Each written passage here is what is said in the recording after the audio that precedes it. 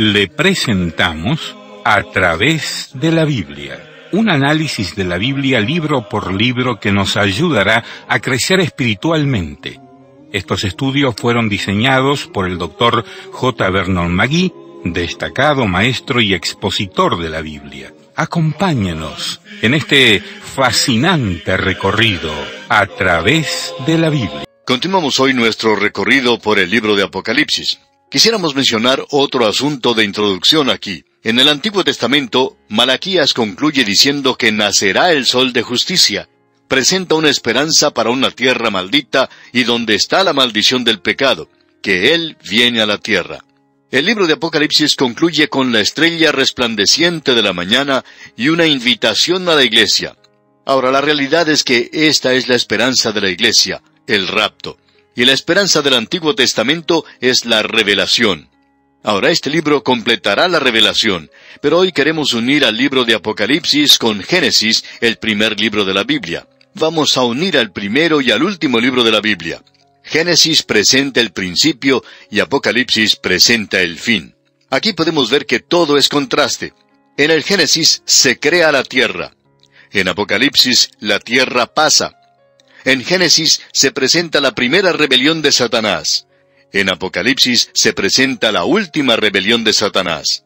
En Génesis, el sol, la luna y las estrellas eran el gobierno de la tierra, y en Apocalipsis, estos mismos cuerpos celestiales son para juicio de la tierra. En Génesis, el sol debía gobernar el día. En Apocalipsis, ya no hay necesidad del sol. En Génesis, las tinieblas fueron llamadas noche. En Apocalipsis, ya no hay noche. En Génesis, a las aguas se les llamaba mares. En Apocalipsis, no hay mares. En Génesis, tenemos la entrada del pecado. En Apocalipsis, tenemos el éxodo del pecado. En Génesis se pronuncia la maldición.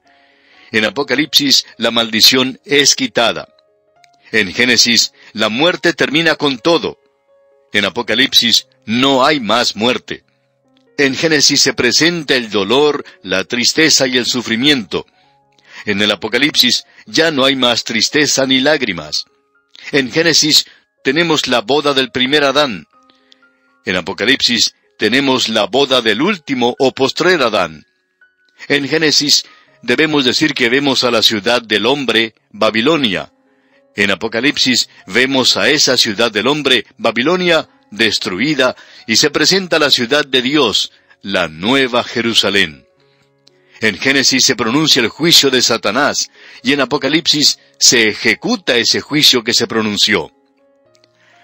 Ahora, en nuestro programa anterior dimos un vistazo al bosquejo de este libro, y vimos que Juan lo había bosquejado para nosotros. A él se le había dicho que escribiera las cosas que había visto, eso es en el pasado. Las cosas que son, y esas son las cosas relacionadas con la iglesia. Eso lo vemos en Apocalipsis capítulos 2 y 3. Y luego tenemos las cosas que serán en el futuro, las cosas que han de ser después de estas. Esas son las cosas que conciernen al futuro. Así es que, cuando estamos tratando con la iglesia en los capítulos 2 y 3 de Apocalipsis, estamos tratando con las cosas del día presente. Pero cuando llegamos ya al capítulo 4, de allí en adelante todo está en el futuro. Ahora nos encontramos en la primera división, donde podemos ver a la persona de Cristo. Es Cristo en gloria, y la revelación de Él en toda su posición y gloria, como el gran sumo sacerdote, quien está a cargo de su iglesia. Vamos a poder apreciar que Él hoy está muy ocupado, y vamos a ver esto al entrar más de lleno en nuestro estudio. Luego, Él se encuentra manteniendo un control absoluto de aquí en adelante. En los evangelios le vemos a Él manso y humilde, y le vemos muriendo en una cruz. Él se dejó dominar por sus enemigos aquí en la tierra, pero no vemos esto en el libro de Apocalipsis. Él está en control de todo. Él aún es el Cordero de Dios, como podemos ver, pero Él es esa clase de Cordero que puede hablar de la ira del Cordero. Y eso hace que la tierra se aterrorice. Allí es cuando su juicio comienza sobre la tierra. Ahora aquí tenemos la persona de Jesucristo. Y Él es el tema de este libro. Él lo está dirigiendo todo. Cuando el tema va al cielo, lo vemos allí controlando todo. El tema principal de toda la Biblia es el Señor Jesucristo. Las Escrituras son teocéntricas y cristocéntricas. Eso significa que están centradas en Dios y en Cristo. Y ya que Cristo es Dios, Él es aquel que controla el horizonte de la palabra de Dios en su totalidad. Es necesario que mantengamos esto ante nosotros de una forma muy especial en este libro de Apocalipsis, más aún que en cualquier otro libro de la Biblia, aún más que en los Evangelios mismos. La Biblia nos dice lo que Él ha hecho, lo que Él está haciendo y lo que Él hará. El libro de Apocalipsis enfatiza lo que Él está haciendo y lo que Él va a hacer, y necesitamos tener eso en mente. Llegamos ahora al primer versículo, y aquí tenemos el título de este libro. Veamos lo que dice el versículo 1 del capítulo 1 de Apocalipsis. La revelación de Jesucristo que Dios le dio para manifestar a sus siervos las cosas que deben suceder pronto, y la declaró enviándola por medio de su ángel a su siervo Juan. La palabra revelación es importante. Esperamos que usted no demuestre su falta de conocimiento del libro de Apocalipsis, llamándolo el libro de las revelaciones. Cierto hombre se acercó a un pastor en cierta ocasión y le criticó por su interpretación sobre el libro de Apocalipsis. Y como usted sabe, Apocalipsis es una palabra griega que significa revelación. Y este hombre le dijo al pastor, «Usted no sabe nada en cuanto al libro de revelaciones». Y el pastor le respondió, «Hermano, usted tiene toda la razón. Yo no sé nada en cuanto al libro de revelaciones, ni siquiera lo he visto». Y este hombre se sorprendió mucho y se sintió realmente avergonzado cuando más tarde descubrió que no se usa la palabra en plural en este libro. Debemos tener mucho cuidado entonces, amigo oyente, porque esta es la revelación de Jesucristo. Ahora, esto es algo que es completamente nuevo. Usted recuerda que a Daniel se le dijo que debía sellar el libro.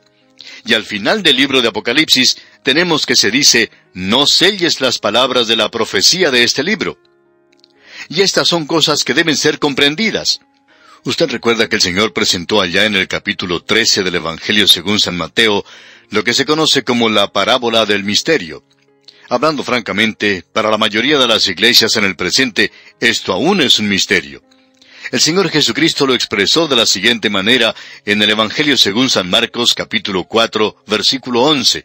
Dijo, «A vosotros os es dado saber el misterio del reino de Dios, mas a los que están fuera, por parábolas todas las cosas».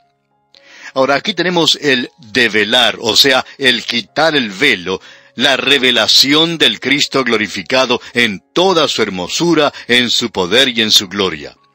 Uno solamente tiene la mitad de la historia cuando lee los Evangelios. Es necesario leer el libro de Apocalipsis, que es la consumación de esto. Solo puede ser comprendido si el Espíritu de Dios es nuestro Maestro. Queremos estar seguros de esto. Este libro quita el velo. Uno puede apreciar su gloria sin ningún impedimento. Este libro es lo opuesto a los secretos y a los misterios. Aquí se revelan los secretos, se revela la falsa profecía en el versículo 2, como usted podrá notar.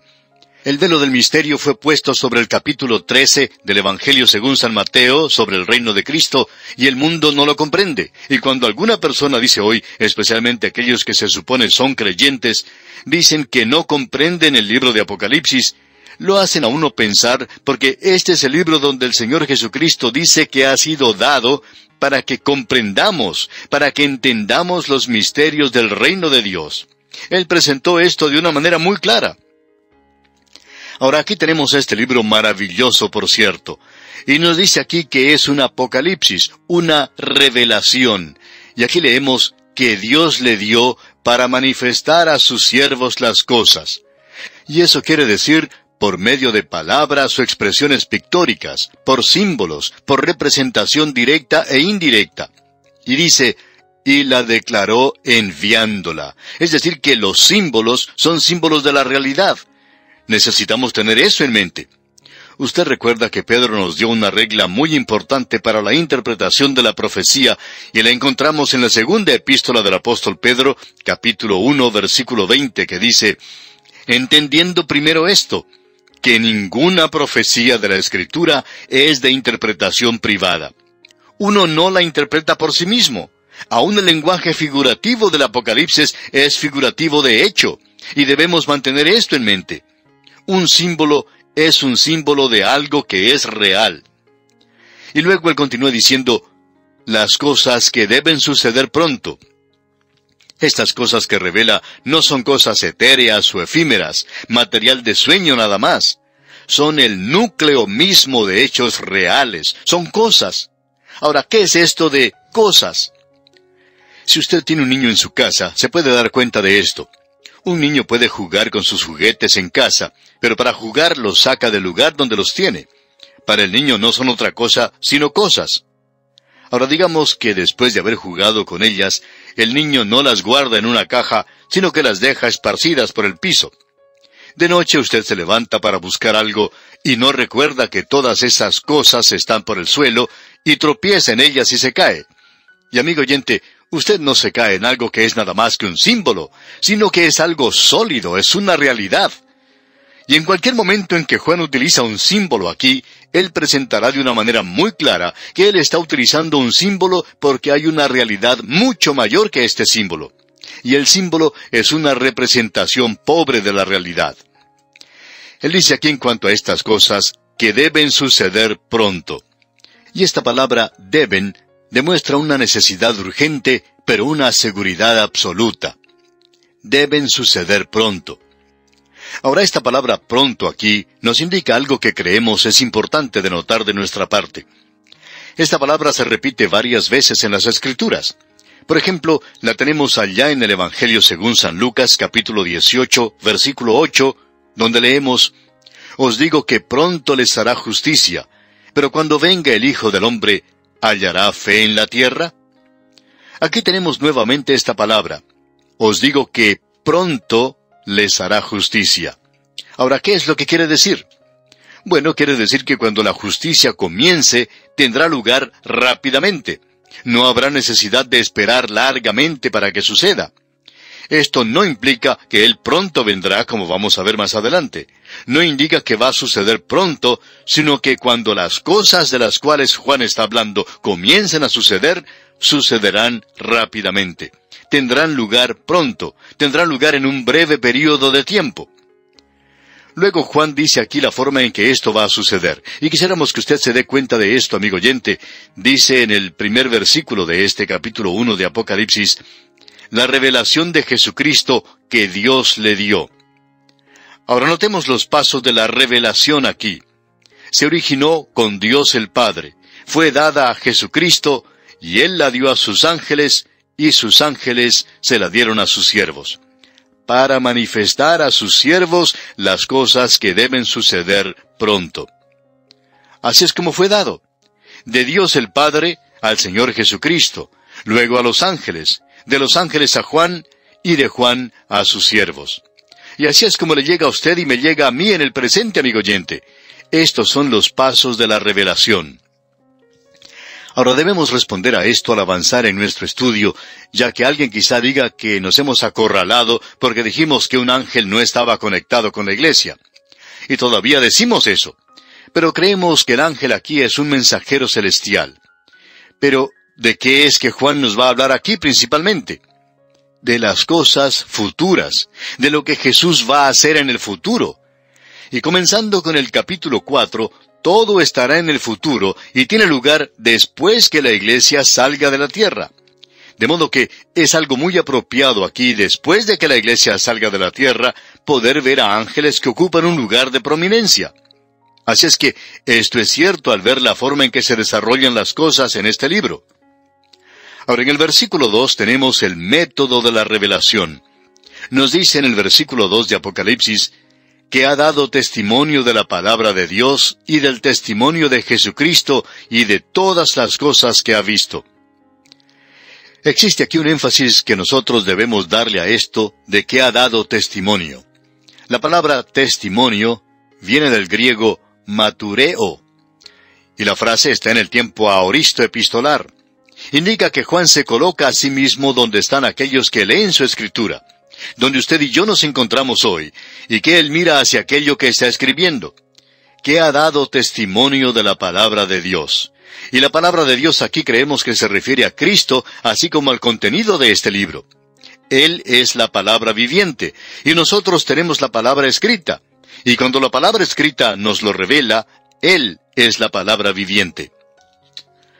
Ahora aquí se nos dice que es un testigo, más que un testimonio, y eso nos gusta más. Esto ocurre como 90 veces en los escritos de Juan, 50 veces en su evangelio, digamos de paso. Él habla de todo lo que ha visto. Él fue un testigo presencial. Volviendo ahora a lo que dijo allá en el versículo 1, Él lo declaró. Es como si hubiera sacado fotos de esto. Y esto es televisión, amigo oyente. Este fue el primer programa de televisión que se preparó. Y fue el Señor Jesucristo quien lo presentó desde el cielo, a través de sus ángeles, a través de Juan, para usted y para mí. Así es como Él lo quiere. Y aquí tenemos un programa de televisión que puede hacerle mucho provecho si usted lo ve.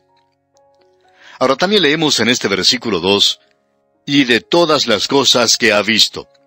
Es decir que Juan fue testigo ocular de esta visión que se nos presenta aquí, y él no solo oyó, sino que vio. Estas son dos avenidas por medio de las cuales recibimos la mayoría de nuestra información. Y a veces nos preguntamos si quizá Juan no lo olió un poquito también, porque hay partes de este libro donde uno puede percibir el olor también. Y quizá Juan hizo eso. Ahora notemos al entrar al versículo 3 que tenemos una bendición triple.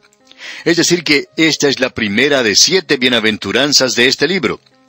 Vamos a tratar a cada una de esas bienaventuranzas cuando se nos presenten, pero aquí tenemos la primera en el versículo 3 del capítulo 1 de Apocalipsis, donde leemos: Bienaventurado el que lee, y los que oyen las palabras de esta profecía, y guardan las cosas en ella escritas, porque el tiempo está cerca. Note usted, bienaventurado el que lee. Esto indica aquel que lee esto en la iglesia, el maestro, aquel que lee. Y los que oyen las palabras de esta profecía. Y esto indica la iglesia, los creyentes que están en su clase, aquellos que están en la iglesia. Ellos oyen las palabras. El lector las lee y ellos las oyen. Y ambos deben guardarlas. Así es que aquí tenemos una bendición triple: leyendo, oyendo y guardando. Eso es muy importante para nosotros en el presente, y creemos que cada uno de nosotros que pasa a través del libro de Apocalipsis va a recibir una bendición especial. Creemos verdaderamente en eso porque eso se nos dice aquí.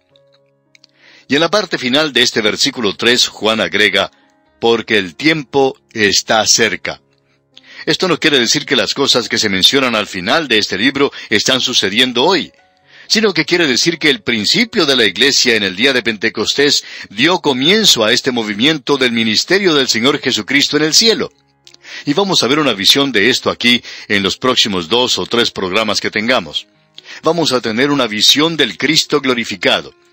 Y luego vamos a ver qué es lo que Él está haciendo hoy. Y Él sigue avanzando hacia el futuro, porque el tiempo está cerca. Llegamos ahora al versículo 4, y aquí tenemos la salutación de parte de Juan, el escritor, y de Jesucristo en el cielo. Esto es algo verdaderamente tremendo.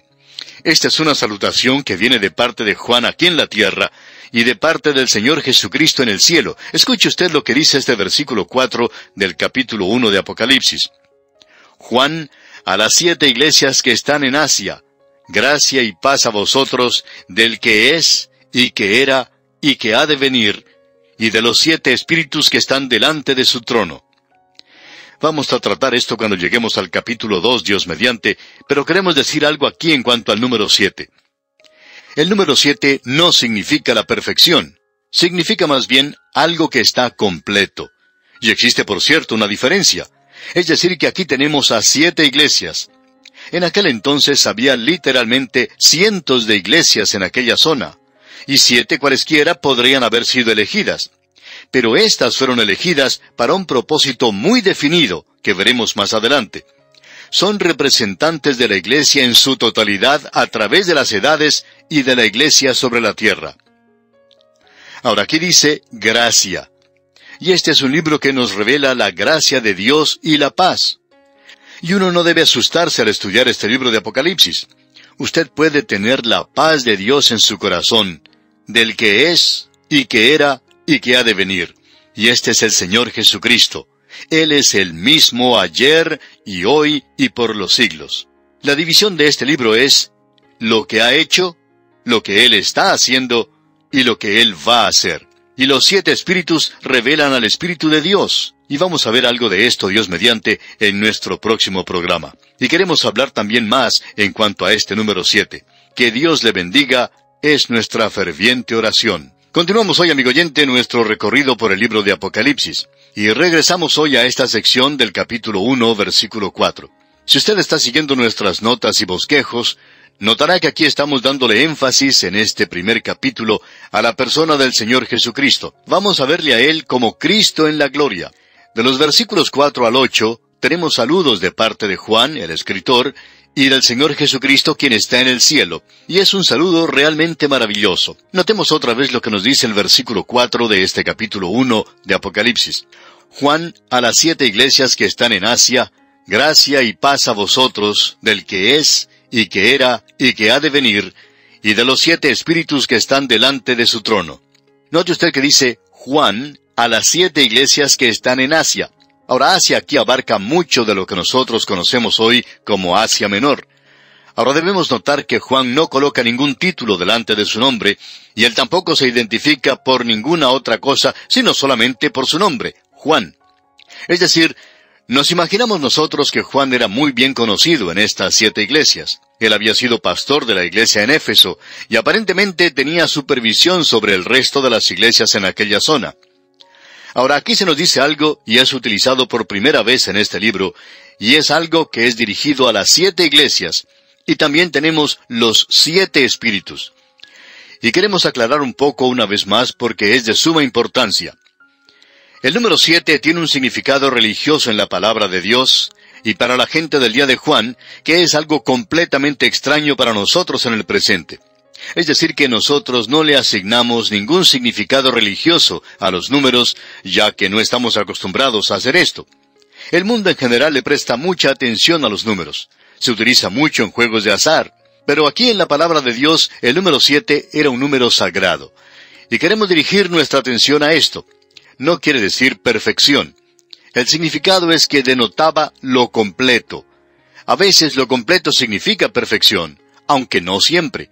Pero cuando él utiliza el número 7, habla de aquello que es completo, de aquello que es representativo. El número 7 aquí, y vamos a entrar en esto de una forma muy directa al avanzar en nuestro estudio, porque es el número clave en este libro, tenía que ver en una forma muy particular con los pactos de Dios y sus tratos con Israel. El sábado, por ejemplo, es el 7º día, y la circuncisión y la adoración todos giran alrededor del 7º día. Usted puede notar, al recorrer las páginas de la palabra de Dios, que el pueblo de Israel dio 7 vueltas alrededor de Jericó, y luego en el último día fue alrededor de la ciudad 7 veces, pero fueron 7 días. Y también consideramos lo que ocurrió con Naamán. Tuvo que sumergirse 7 veces en el río Jordán. A él se le había instruido que hiciera eso. Y uno puede encontrar muchas referencias a esto, algo que nosotros no vamos a hacer ahora, pero hubo 7 años de abundancia y 7 años de hambre en la época de José en Egipto, usted recordará. Nabucodonosor estuvo enajenado por 7 años. Hay 7 bienaventuranzas en el Nuevo Testamento. Hay 7 peticiones en la oración del Señor. Hay 7 parábolas en el Evangelio según San Mateo, capítulo 13, y hay 7 panes con los cuales Él alimentó a las multitudes. El Señor Jesucristo habló 7 veces desde la cruz. Uno no puede ignorar un número así como si fuera algo accidental, y cuando uno viene al libro de Apocalipsis, el número 7 se destaca en gran manera. Así es que, aún una persona que lee esto casualmente no puede ignorarlo. Ahora Juan dice aquí, a las 7 iglesias que están en Asia. ¿Era que no había otras iglesias allí? Bueno, sabemos que había iglesias en Colosas, en Mileto, en Hierápolis, en Troas y en muchos otros lugares. Podríamos destacar aquí este lugar llamado Hierápolis, que aún hoy existe y está ubicado a unos 16 kilómetros de las ruinas de la Odisea. Hay allí unos 3 moteles y 2 o 3 negocios. Las ruinas de Hierápolis son realmente magníficas, tienen mucho significado y revelan el tremendo lugar que era, mientras que las ruinas de la Odisea están en su mayor parte bajo un campo de avena silvestre. Aún no ha sido excavado, y nos preguntamos por qué él no usó a Hierápolis si iba a utilizar a la Odisea. Bueno, porque sucede que el número 7 es un número completo, y cuando él tomó este número 7, significaba que estaba dando la historia completa de la iglesia y que estas iglesias eran iglesias representativas. Ya vamos a ver esto más adelante. Así que aquí se refiere a la provincia de Lidia, la zona de Nicea, partes de Persia, y no significa el continente de Asia, y tampoco significa toda el Asia Menor.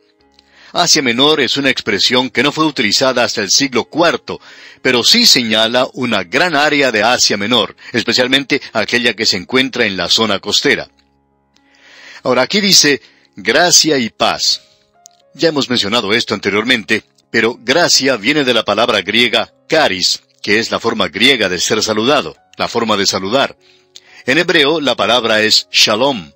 Es decir que en la palabra gracia tenemos la forma gentil, y en el hebreo tenemos paz. O sea que la paz fluye de la gracia, y la gracia es la fuente de todas las bendiciones nuestras en el presente. Y esto es de parte de Él y de los 7 espíritus. O sea que la Trinidad se nos presenta aquí en esta sección en particular. El Señor Jesucristo será mencionado en el siguiente versículo. Los 7 espíritus se refieren al Espíritu Santo, y opinamos que en realidad se refieren a los 7 brazos del candelero, que vamos a ver esas 7 luces en él. 7 lámparas dando luz representan al Espíritu Santo. Veamos ahora lo que dice el versículo 5 de este capítulo 1 de Apocalipsis. Y de Jesucristo el testigo fiel, el primogénito de los muertos y el soberano de los reyes de la tierra, al que nos amó y nos lavó de nuestros pecados con su sangre. Jesucristo aquí se refiere a Dios el Hijo. Así es que podemos apreciar que ya tenemos al Espíritu Santo, los 7 espíritus, y de aquel que es, y que era, y que ha de venir. Eso se refiere a Dios el Padre, de modo que aquí se menciona a la Trinidad. Y de Jesucristo el fiel testigo, dice, el primogénito de los muertos. Aquí tenemos estos títulos que se han dado al Señor Jesucristo, y lo interesante de notar es que hay 7 títulos aquí. En primer lugar, Él es el testigo fiel. Jesucristo es el único testigo digno de confianza para los hechos de este libro. Él es el único testigo digno de confianza para usted y para mí en el presente. Es muy difícil creer a otras personas, pero podemos creer al Señor Jesucristo. Y los hechos aquí son en cuanto a Él, y Él testifica aquí de sí mismo. Ahora notemos el segundo título que dice, el primogénito de los muertos. Primogénito en griego es protótokos, y esto tiene que ver con su resurrección, como usted puede apreciar. El primogénito de los muertos. Él fue el primero en levantarse de entre los muertos para no morir jamás. Este es en realidad un cuadro maravilloso el que tenemos aquí.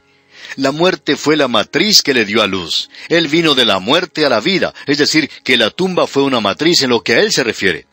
Él es el único que ha regresado de entre los muertos con un cuerpo glorificado. Nadie más ha recorrido ese camino hasta el presente. Pero los suyos le seguirán en la resurrección, y el rapto será lo siguiente, y la revelación cuando Él venga a la tierra. Y eso será mencionado aquí. Y luego se nos dice que Él es soberano de los reyes de la tierra. Esto nos habla de la posición final durante el milenio, donde cada rodilla se doblará ante Él, y cada lengua confesará que Él es el Señor. El cuarto título que tenemos aquí, un método de identificación, una identificación séptupla, es al que nos amó. Es una expresión en tiempo presente y enfatiza su actitud constante hacia los suyos. Este libro, amigo oyente, no debería asustarle a usted demasiado porque proviene de aquel que nos ha amado. Y Él no solo nos amó cuando Él murió en la cruz, aunque eso es cierto, sino que Él nos ama hoy. Este mismo momento Jesús le ama. Ahora el quinto título es, y nos lavó de nuestros pecados con su sangre. Desafortunadamente hoy hay unos cuantos, aún hombres buenos, que a nuestro juicio están tratando de manera ligera a la sangre de Dios. Y el caso es que la sangre de Cristo es algo de suma importancia y no es solamente un símbolo.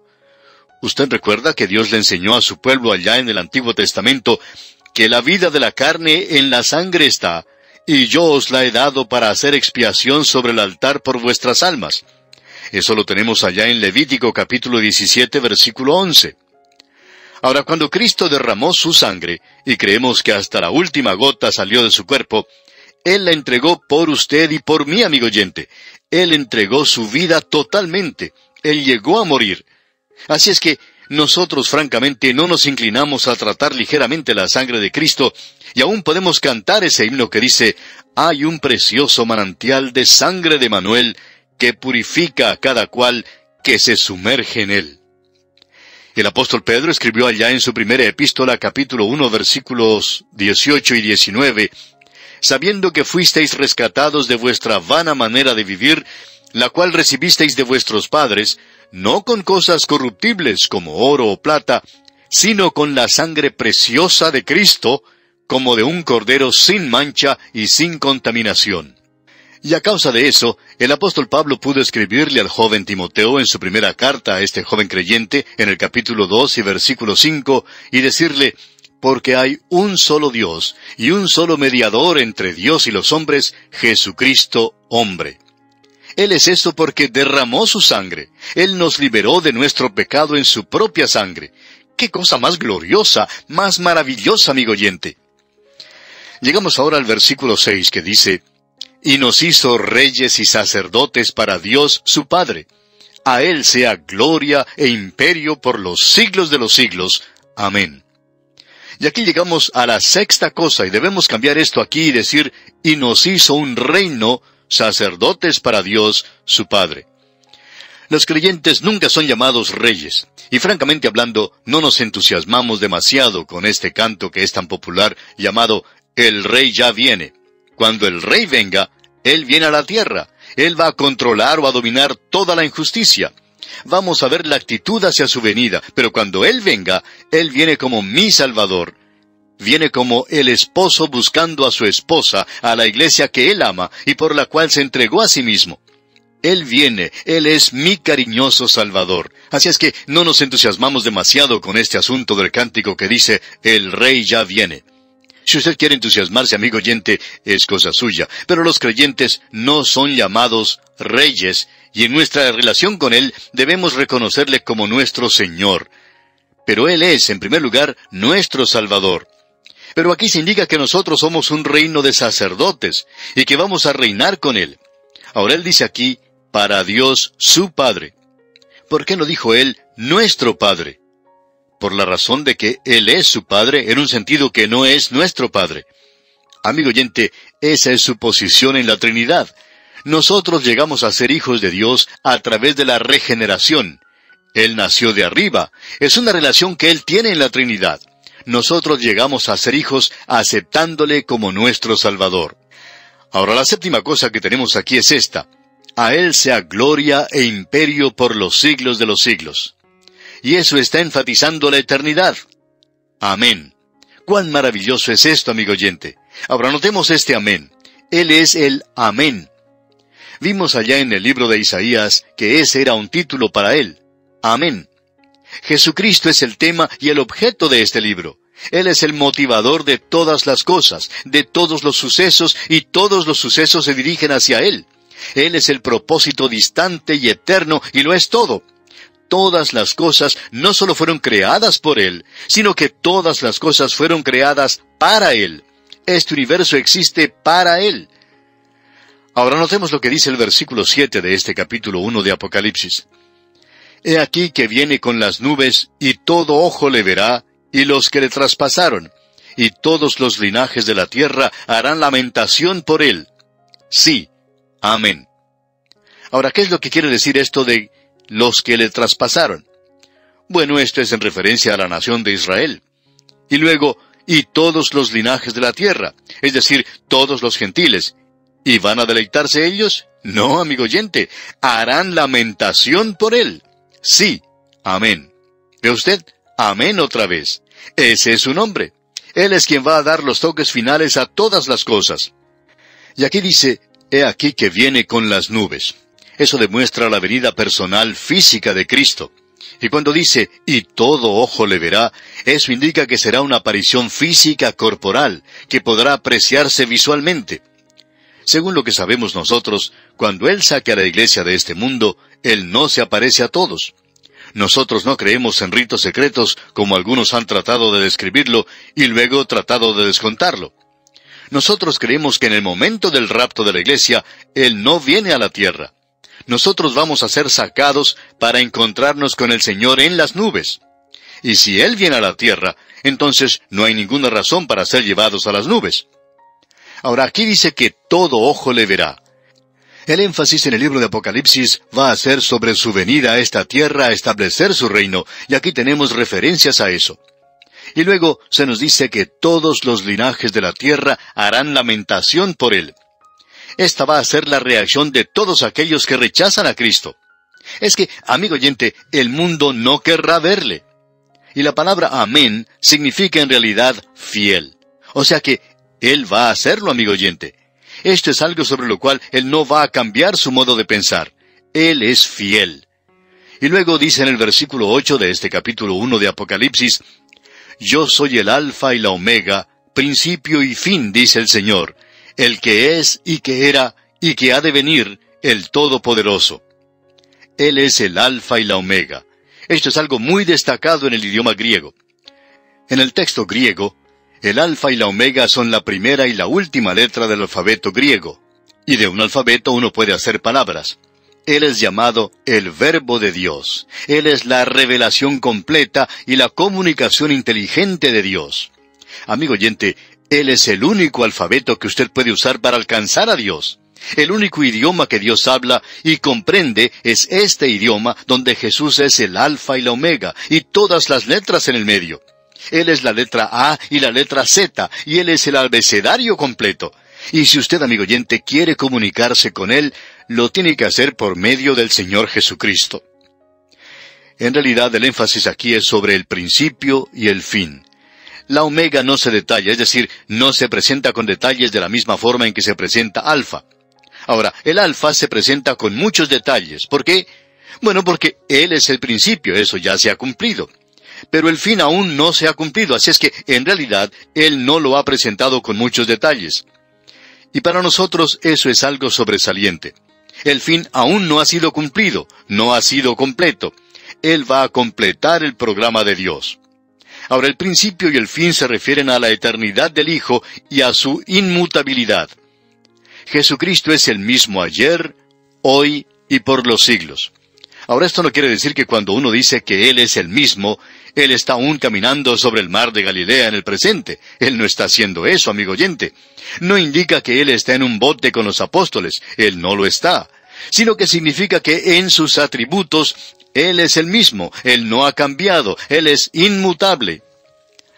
Ahora se nos dice aquí que ya que Él es principio y fin, Él abarca todo el tiempo y la eternidad.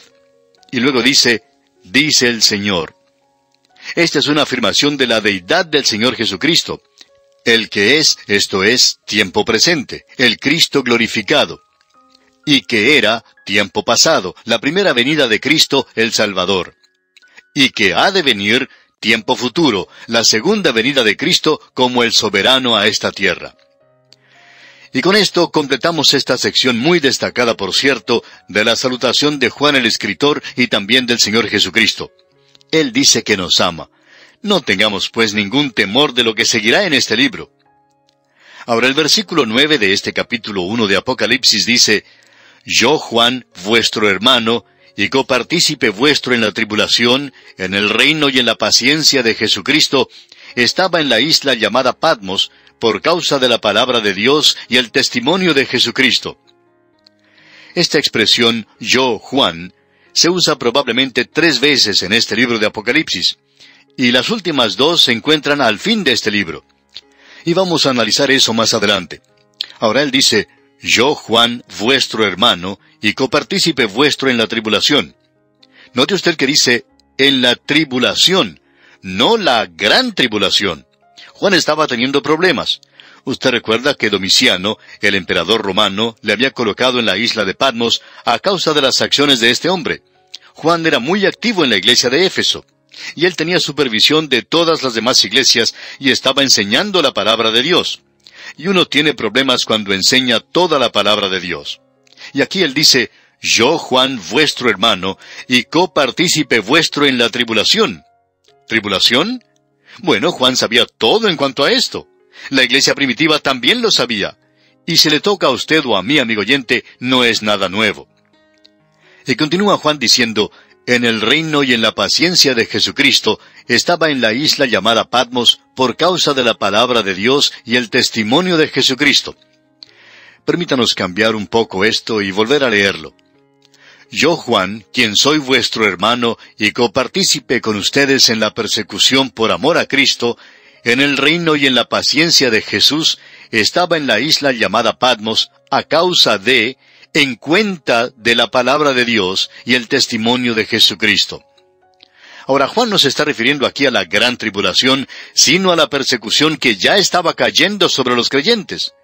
Y el reino se refiere al presente estado del reino, y por virtud del nuevo nacimiento que coloca el pecado en Cristo, Él es del mismo modo llevado al reino de Dios. Y este no es el reino milenial y no ha sido establecido aún porque Cristo lo va a instituir en su venida. Alguien ha dicho que estamos viviendo hoy en el reino en paciencia. Paciencia es donde está el énfasis. Ahora Juan explica la razón por la cual se encuentra en la isla de Patmos. Él fue exiliado a ese lugar entre los años 36 al 96 después de Cristo. Es una isla volcánica, árida, en la costa de Asia Menor, de unos 16 kilómetros de largo por 10 kilómetros de ancho. Jesucristo es el nombre utilizado por Juan en su Evangelio y también en el Apocalipsis. Cuando él quiere traerle gloria a él, le llama Jesucristo y luego le eleva hacia los mismos cielos. Y esperamos poder hacer eso nosotros también. Dios mediante, en nuestro próximo programa, continuaremos con el versículo 10. Que Dios le bendiga es nuestra ferviente oración. Continuamos hoy, amigo oyente, viajando por el libro de Apocalipsis. Hemos visto, comenzando con el versículo 9, la gran visión que tuvo Juan en la isla de Patmos. Y su primera visión fue una visión del Cristo glorificado. Cristo post-encarnado en un cuerpo glorificado, juzgando a su iglesia. En otras palabras, le vemos como el sumo sacerdote en el lugar santísimo. Juan comenzó diciendo que esta visión le fue dada en la isla de Patmos. Domiciano, uno de los emperadores romanos más brutales, le había enviado a él a esa isla, le había enviado al exilio allí, porque ese era el lugar al cual eran enviados los prisioneros del gobierno romano. Allí pues fue enviado Juan, y allí fue donde recibió esta visión. Veamos ahora lo que dicen los versículos 10 y 11, porque necesitamos ver esta tremenda visión que le fue dada a Juan.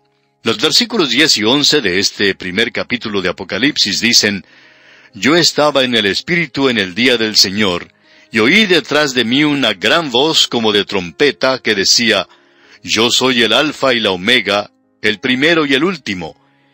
Escribe en un libro lo que ves, y envíalo a las 7 iglesias que están en Asia, a Éfeso, Esmirna, Pérgamo, Tiatira, Sardis, Filadelfia y Laodicea. El Espíritu Santo está aquí desempeñando su función. Esa es la razón por la cual oramos para que Él tome las cosas de Cristo y nos las muestre. Porque eso es exactamente, como usted bien puede recordar, lo que el Señor Jesucristo dijo que el Espíritu de Dios iba a hacer cuando viniera, que Él iba a tomar las cosas de Cristo y nos las iba a mostrar. Él lo expresó de la siguiente manera, allá en el capítulo 16 del Evangelio según San Juan, versículos 13 y 14.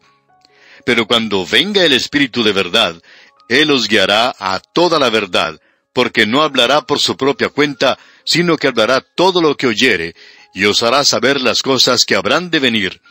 Él me glorificará, porque tomará de lo mío, y os lo hará saber.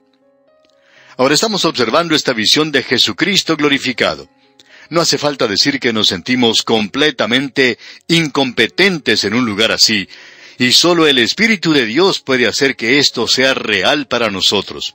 Pero debemos hacerlo por esta razón, amigo oyente.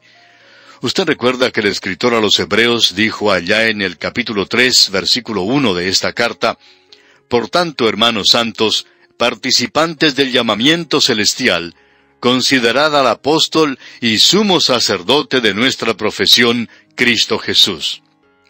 Así es que le estamos considerando a Él en su profesión como el sumo sacerdote. Ahora Juan estaba en el Espíritu, es decir que el Espíritu Santo estaba actuando sobre Juan y le estaba dando a él este cuadro panorámico. Esto es cinerama, con vista y sonido. Y aquí tenemos algo que apela a los ojos y a los oídos. Se nos dice aquí que él escuchó un sonido como de trompeta. ¿Quién era?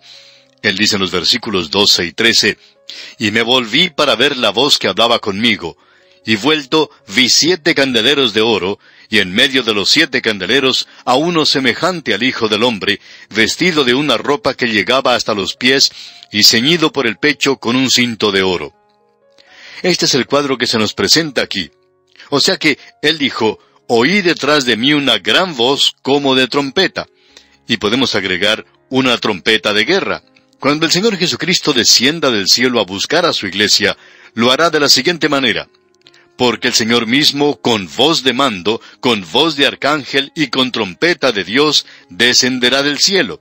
Su voz será como la de un arcángel, y su voz será como la de una trompeta, porque así se nos identifica aquí. Él no va a necesitar ningún arcángel para que le ayude a levantar a los muertos o a aquellos en su iglesia. Aquí tenemos esto explicado de una forma maravillosa. Ahora, estas 7 iglesias, no vamos a desarrollar todo en cuanto a estas diferentes iglesias. Lo haremos cuando lleguemos a los capítulos 2 y 3, porque cada una de ellas será presentada individualmente ante nosotros. Y vamos a hablar de ellas cuando entremos a esta sección en los capítulos 2 y 3 de Apocalipsis, porque es una de las secciones más emocionantes de la palabra de Dios. Ahora, lo que es emocionante de esto aquí es este cuadro del Señor Jesucristo. Es la visión de uno semejante al Hijo del Hombre. Él está vestido con ropa que le llega a los pies, ceñido por el pecho con un cinto de oro. Estos 7 candeleros de oro nos hacen recordar del tabernáculo, y aquí en lugar de ser un candelero con 7 brazos, lo que tenemos ante nosotros son 7 candeleros separados. Y siendo que estos candeleros representan a 7 iglesias separadas, y esto será explicado más adelante, la función de todos y cada uno es la misma. Es decir que usted, amigo oyente, es una luz en el mundo. El Señor Jesucristo dijo, yo soy la luz del mundo, pero cuando yo me vaya, ustedes serán la luz en el mundo. Y su iglesia debe ser una luz en el mundo.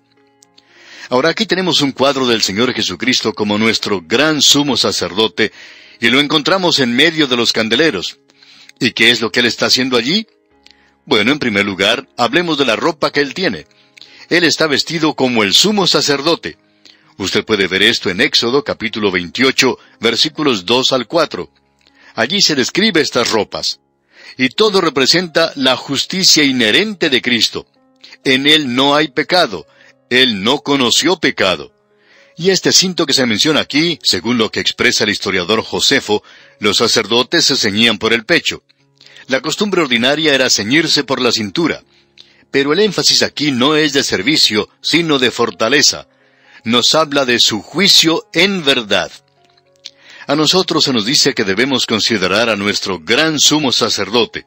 Y Él está aquí en medio de las iglesias. ¿Qué es lo que está juzgando? A las iglesias. Él está juzgando a los creyentes para que la luz siga brillando. Queremos observar esto por unos momentos porque creemos personalmente que este capítulo es muy importante. Uno escucha hablar tantas tonterías en el presente en cuanto al Señor Jesucristo. Amigo oyente, la Escritura no nos deja en las tinieblas en cuanto a lo que Él está haciendo en el presente.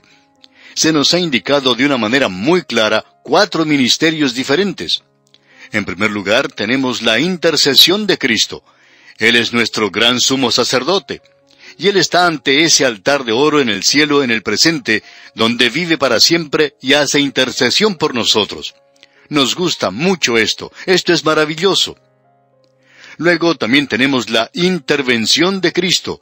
No solo tenemos la intercesión, sino la intervención de Cristo, porque Él salió del lugar santísimo al lavacro, donde Él lava los pies de aquellos que le pertenecen. ¿A quiénes está lavando? A aquellos que traen sus pies, sus manos, sus ojos ante Él y han confesado sus pecados. Si confesamos nuestros pecados, es decir, los creyentes han pecado, y nosotros tenemos que confesarlos si queremos tener comunión con Él. Y el apóstol Juan en su primera epístola, capítulo 1, versículo 9, nos dice que si confesamos nuestros pecados, Él es fiel y justo para perdonar nuestros pecados y limpiarnos de toda maldad. Él está ceñido hoy con una toalla y ante el lavacro. Él interviene a nuestro favor. Y no solo eso, porque Juan nos dice allá en su primera epístola, hijitos míos, estas cosas os escribo para que no pequéis. Él ha hecho un arreglo. Él ha hecho toda provisión para que nosotros no pequemos. Ahora, yo no sé en cuanto a usted, amigo oyente, pero yo todavía no he llegado a ese estado. Y hablando honradamente, nunca nos hemos encontrado con nadie que haya llegado allí. Pero él dice, y si alguno hubiere pecado, abogado tenemos para con el Padre a Jesucristo el justo. Él es nuestro abogado, o sea, Él está de nuestro lado para defendernos cuando un acusador, porque Satanás acusa a los hermanos, cuando un acusador nos acuse. Luego hay otro ministerio, un ministerio que no es muy popular, y es este que se menciona aquí. Y creemos que esta es una de las razones por la cual esta sección de Apocalipsis es tan poco conocida, porque aquí tenemos la inspección de Cristo. Amigo oyente, lo que Cristo está haciendo en el presente se ha establecido claramente en la Escritura. Él ha ascendido al cielo, se sentó a la diestra de Dios, pero no está allí sentado sin hacer nada. Cuando aquí dice que Él se sentó, indica que Él ha terminado con la tarea de la redención aquí en la tierra. Él murió aquí para salvarnos, pero Él vive allá arriba para mantenernos salvos. Creemos que Él está más ocupado tratando de mantenernos salvos que cuando Él estuvo aquí sobre la tierra. De modo que tenemos la intercesión de Cristo, la intervención de Cristo, y ahora tenemos la inspección de Cristo. Y eso es lo que vamos a observar ahora. ¿Dónde está Él ahora? Bueno, le podemos ver aquí andando en medio de los 7 candeleros. Ese es el cuadro que se nos presenta aquí en Apocalipsis, y estos candeleros representan a la nación de Israel. No vamos a buscar un pasaje en cuanto a esto, aunque pensamos que deberíamos hacerlo, pero no lo haremos. Pero en el libro de Éxodo se nos presenta los candeleros de oro. Estos eran los artículos más hermosos que había en el tabernáculo. Y tienen un significado muy hermoso también. Fueron construidos de oro macizo, y del brazo principal salían 3 brazos de cada lado. Había 3 copas en forma de flor de almendro en cada brazo, una manzana y una flor. En el brazo central, o la caña central del candelero, había 4 copas en forma de flor de almendro con sus manzanas y flores, y estos se abrían y allí se colocaban las lámparas. Ahora la lámpara representa al Espíritu Santo. El candelero de oro representa en sí a Cristo glorificado, Cristo la deidad. Cristo envió el Espíritu Santo al mundo. El candelero de oro sostiene la lámpara, pero esa lámpara a su turno revela la belleza y la gloria del candelero. Ese es el cuadro que tenemos aquí. El Espíritu Santo confiamos que aún en este instante hará que Cristo y toda su gloria y toda su maravilla y hermosura sea algo real para usted y que usted pueda verse a sí mismo a la luz de su presencia y que Él pueda inspeccionarle. Ahora, esto no es muy popular en el presente. No nos gusta que alguien nos inspeccione, pero aquí le vemos a Él andando en medio de los candeleros. El sumo sacerdote llevaba a cabo estas tareas. Solo él era quien cuidaba los candeleros. Los otros sacerdotes tenían cuidado de otras cosas, pero el sumo sacerdote se encargaba de los candeleros. Él era el único que encendía las luces. Él era quien las llenaba de aceite. Él era el único que controlaba la cantidad de luz que deberían dar. Él era el que, si las lámparas comenzaban a humear y no daban una luz clara, las apagaba, y él sencillamente hacía eso. Ahora, el Señor Jesucristo está andando en medio de los candeleros, en medio de su iglesia y de los creyentes individualmente, y Él hace varias cosas. Él es quien corta la mecha, por así decirlo. Eso lo podemos apreciar allá en el capítulo 15 del Evangelio según San Juan, donde se nos dice que Él es quien limpia los pámpanos para que den más fruto. Una de las razones por la cual Él nos permite a usted y a mí que pasemos por ciertas pruebas aquí, amigo oyente, es que quiere sacar alguna fruta de estos pámpanos. Luego, Él hace algo más. Él lo hace para obtener una luz más brillante. Él es quien derrama el Espíritu Santo. A veces nos cansa escuchar a personas que dicen, el Espíritu Santo hizo esto, el Espíritu Santo hizo aquello. Amigo oyente, el Señor Jesucristo es la cabeza de la iglesia. Él es quien envía al Espíritu Santo al mundo. Y Él dijo que iba a hacer eso, y que cuando el Espíritu Santo viniera, iba a ejecutar ciertas cosas, y no cualquier cosa que usted quiera que Él haga. Él está haciendo aquello que el Señor Jesucristo le envió a hacer en el mundo. Él es la cabeza de la iglesia. El Señor Jesucristo es la cabeza de la iglesia. El Espíritu Santo está hoy en el mundo, y el Señor Jesucristo quiere comunicarse en el presente. Él quiere luz, y Él es quien derrama el Espíritu Santo. Cualquier luz que salga de este programa, el Espíritu Santo tiene que hacerlo, amigo oyente, porque no hay ninguna luz en nosotros. Eso lo descubrimos hace mucho tiempo. Luego, Él hace algo más, y esto nos hace temblar de veras. Él a veces usa un apagavelas. Si la luz no da luz, y solamente llena el lugar de humo, el Señor Jesucristo actúa y la apaga. Eso es lo que dijo Juan. Hay pecado de muerte. Y uno puede ser puesto a un lado, puede ser archivado hoy. Hay una gran cantidad de personas que han sido puestas a un lado, han sido archivadas. Predicadores, sí, y ancianos y diáconos y maestros de la escuela dominical, Él los ha archivado, los ha puesto a un lado. ¿Por qué? Porque Él quiere luz, amigo oyente, y Él está andando en medio de los candeleros hoy. Ahora sigamos adelante porque esto es importante aquí. Leamos los versículos 14 y 15 de este capítulo 1 de Apocalipsis. Su cabeza y sus cabellos eran blancos como blanca lana, como nieve, sus ojos como llama de fuego, y sus pies semejantes al bronce bruñido, refulgente como en un horno, y su voz como estruendo de muchas aguas. Ahora sus cabellos eran blancos como blanca lana, como nieve. Eso nos habla de la eternidad. Él es el anciano de días. Eso nos habla de su dignidad. Sus ojos como llama de fuego. Esto nos habla de su vista penetrante, y nos muestra que Él es testigo de toda la vida de la iglesia. Él sabe todo en cuanto a usted, y Él sabe todo en cuanto a mí, amigo oyente. Recuerde que Él estaba ya cerca del tesoro del templo y observaba cómo daba la gente. El domingo pasado, Él le observó a usted cuando puso su ofrenda en la iglesia. Usted pensaba que nadie sabía de eso, ¿verdad? Usted recuerda que el Señor Jesucristo miró a Simón Pedro después que éste le había negado, y Simón salió y lloró. Amigo oyente, si usted solo pudiera ver los ojos de su Salvador hoy, recuerde que Él está observándole, le está mirando. Luego dice, y sus pies semejantes al bronce bruñido. Esto es juicio. Este altar de bronce afuera nos habla de su obra en esta tierra cuando Él murió en la cruz por su juicio y el mío, por nuestro castigo del pecado. Y ahora Él está juzgando a aquellos que son suyos. Luego se nos dice que era su voz como estruendo de muchas aguas. Esa es la voz de la autoridad, la voz que Él llamó a este universo a la existencia, la voz que va a resucitar a los suyos de la tumba. Y todas estas figuras se agregan al cuadro de Cristo como nuestro gran sumo sacerdote. Amigo oyente, considere a su gran sumo sacerdote. Y el Espíritu de Dios le puede ayudar aquí a verle a Él, a verle en toda su hermosura y a verle en toda su gloria, lo maravilloso que Él es, lo glorioso que es. Notemos ahora lo que dice el versículo 16 de este capítulo 1 de Apocalipsis. Tenía en su diestra 7 estrellas, de su boca salía una espada aguda de 2 filos, y su rostro era como el sol cuando resplandece en su fuerza. Tenía en su diestra, dice, 7 estrellas. Esto indica su universo. De su boca salía una espada aguda de 2 filos. Cierto hombre preguntó en cierta ocasión si esto hablaba de una espada de 2 filos, literalmente, que salía de su boca.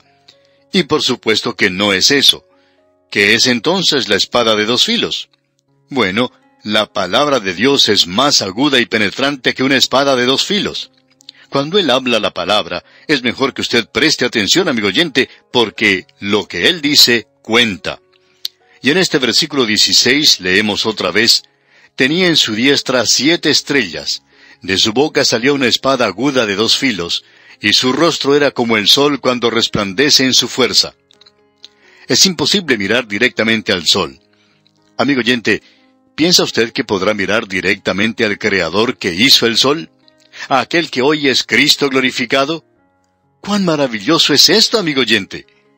Ahora, las 7 estrellas son identificadas para nosotros en los versículos 17 y 18 que dicen, «Cuando le vi, caí como muerto a sus pies, y Él puso su diestra sobre mí, diciéndome, no temas, yo soy el primero y el último, y el que vivo y estuve muerto, mas he aquí que vivo por los siglos de los siglos. Amén.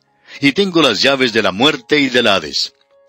Juan es aquel que era muy amigo de Cristo cuando estaba aquí en la tierra. ¿Recuerda usted cómo él se reclinaba en su pecho en el aposento alto? ¿Recuerda que él podía reprenderle? Este hombre Juan era muy amigo, estaba muy cerca del Señor Jesucristo. Pero cuando él vio al Cristo glorificado allá en la isla de Patmos, él no fue a darle palmadas en la espalda. Él no se acercó al Señor a darle la mano. Él no se acercó para comenzar una conversación, sino que cuando le vio, cayó como muerto a sus pies. Amigo oyente, el Señor Jesucristo está hoy sentado a la diestra de Dios. Y si Él viniera ante usted o ante mí en este instante, y nosotros pudiéramos contemplarle a Él en toda su gloria y en toda su hermosura, usted y yo no nos acercaríamos a Él con familiaridad, no nos acercaríamos a Él y le daríamos palmadas en la espalda, o le daríamos la mano, o tendríamos demasiada confianza con Él, sino que vamos a caer ante Él como muertos y vamos a adorarle y alabarle. Escuche lo que Juan dice aquí en los versículos 17 y 18. Cuando le vi, caí como muerto a sus pies. Y Él puso su diestra sobre mí, diciéndome, no temas, yo soy el primero y el último, y el que vivo y estuve muerto, mas he aquí que vivo por los siglos de los siglos. Amén. Y tengo las llaves de la muerte y del Hades. Esto lo vamos a analizar detenidamente, Dios mediante, en nuestro próximo programa. Permítanos ahora regresar y observar una o dos cosas porque son de suma importancia. En cierta ocasión, un general norteamericano que formaba parte de la OTAN, la Organización del Tratado del Atlántico Norte, informó a varios generales europeos que ellos no estaban sobrellevando su carga de la defensa de Europa y que por tanto la organización estaba perdiendo fuerza y coherencia. Y aunque lo que él dijo tuvo lugar hace ya muchos años, aún hoy se está sintiendo las repercusiones a través de toda Europa. Aunque este hombre tenía razón en lo que dijo, la reacción a esto fue algo amargo y se presentaron toda clase de negativas y excusas. ¿Y todo esto por qué? Porque al corazón humano no le agrada ser criticado. La naturaleza humana se rebela contra el juicio que se pasa contra ella. A nosotros nos gusta recibir unas cuantas reglas y normas, y esa es la razón por la cual son tan populares estos cursillos que se presentan hoy, porque los creyentes quieren ser legalistas, ya sea que lo sepan o no. No les gusta vivir por gracia. Démosles unas cuantas reglas para que puedan funcionar, y tenemos como resultado un grupo de creyentes todos vendados. Ellos simplemente se ponen una pequeña venda y piensan que eso es todo lo que se necesita para sanar una pierna quebrada o algo por el estilo. ¿Por qué? Porque esa es la naturaleza humana que usted y yo tenemos, amigo oyente. Ronronea como un gatito cuando se lo halaga, pero llega a erizarse como un puercoespín cuando se señala fracaso en hacer una tarea. Y esa es la razón por la cual la posición presente de Cristo y su tarea contemporánea de alguien que inspecciona es ignorada en su gran mayoría por la Iglesia. Él ocupa la posición de juez en la Iglesia, y Él no está halagando a la gente. Él no ignora lo que observa, no cierra sus ojos al pecado y a aquello que está mal. Su acusación constante y su mandamiento a la Iglesia es, como veremos, arrepiéntete y haz las primeras obras, pues si no, vendré pronto a ti y quitaré tu candelero de su lugar. La Iglesia ha ignorado esto y ha tratado de escabullirse de esa acusación a través de todos los tiempos y aún lo hace. Y es el resentimiento natural que se encuentra en el corazón de creyentes tibios en el presente. Y la Iglesia de la Odisea ha prestado muy poca atención a lo que Él tiene que decir en el presente. Alguien ha dicho, hay un hombre en la gloria, pero la Iglesia lo ha perdido de vista. Y con esto concluimos por hoy. Que Dios le bendiga, es nuestra ferviente oración.